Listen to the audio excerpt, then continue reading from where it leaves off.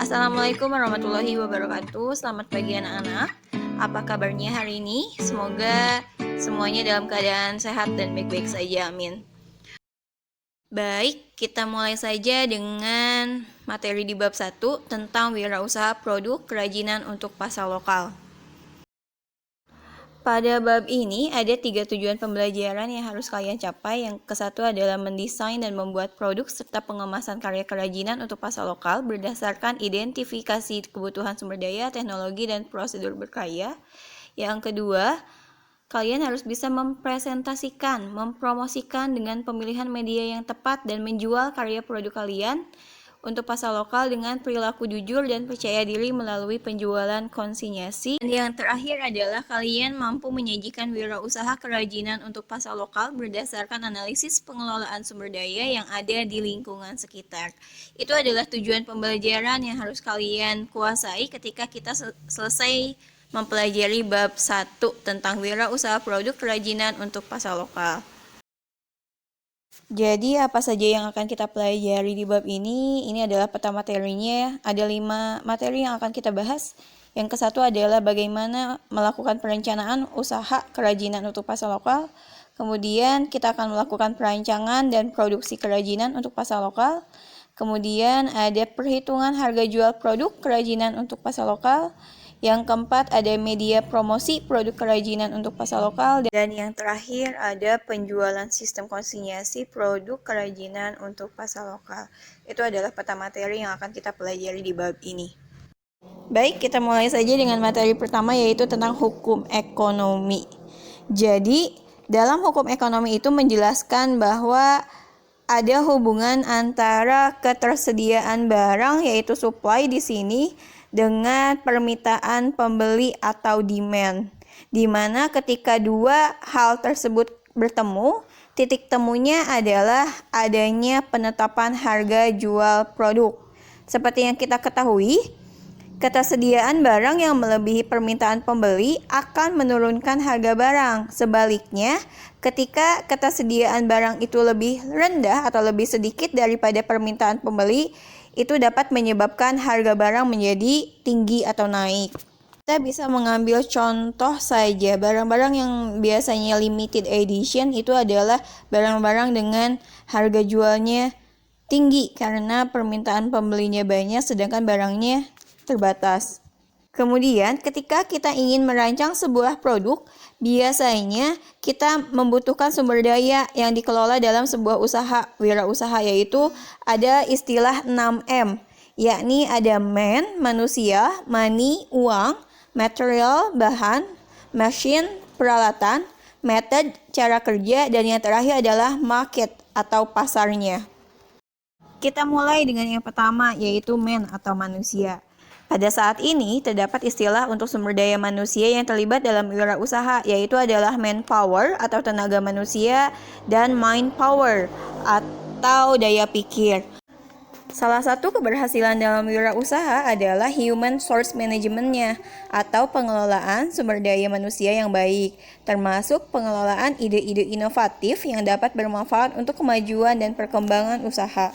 Yang kedua, money atau uang. Uang di sini dapat diartikan sebagai dana yang dijadikan modal usaha, perputaran masuk dan keluarnya uang dalam sebuah usaha.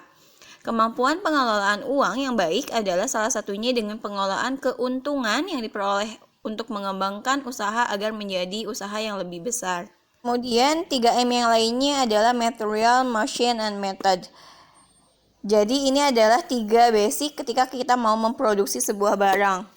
Bahan apa saja yang kita butuhkan, peralatan apa saja yang akan kita gunakan, kemudian cara kerjanya bagaimana.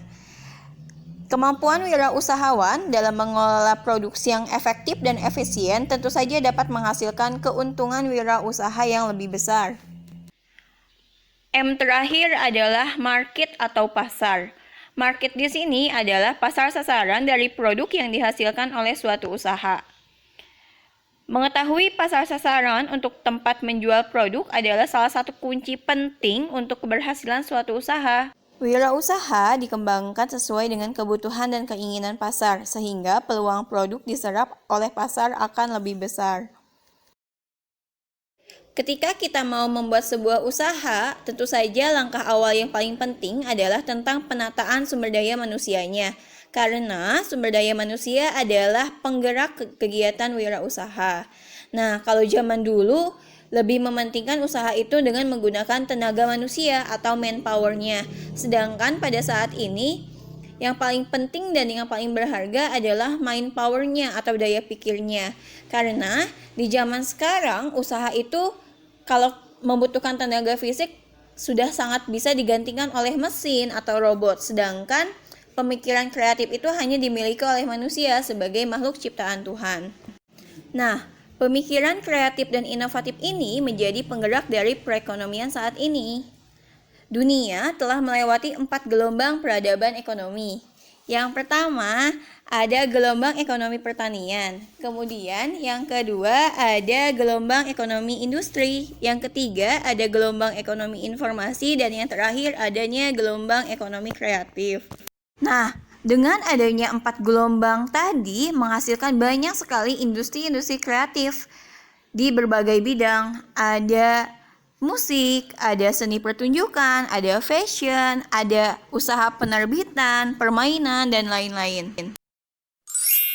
Oke, jadi itu adalah materi yang kita pelajari di pertemuan pertama ini.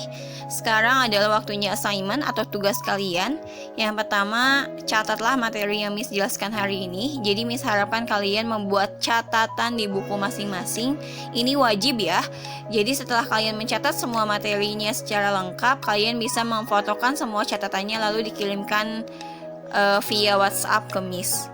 Untuk tugas yang ketiga, Miss minta kalian voice note-kan sesuai dengan sudut pandang kalian atau pendapat kalian.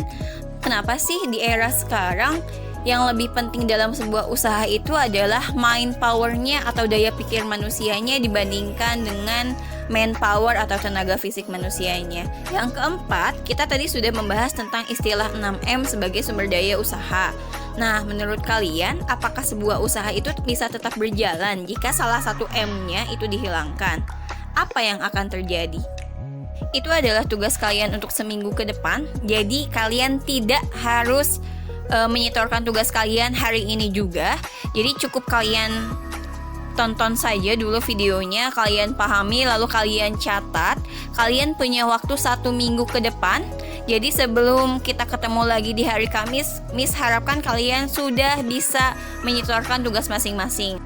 Oke, thank you very much for your time. Keep healthy and keep focused. See you soon. Wassalamualaikum warahmatullahi wabarakatuh.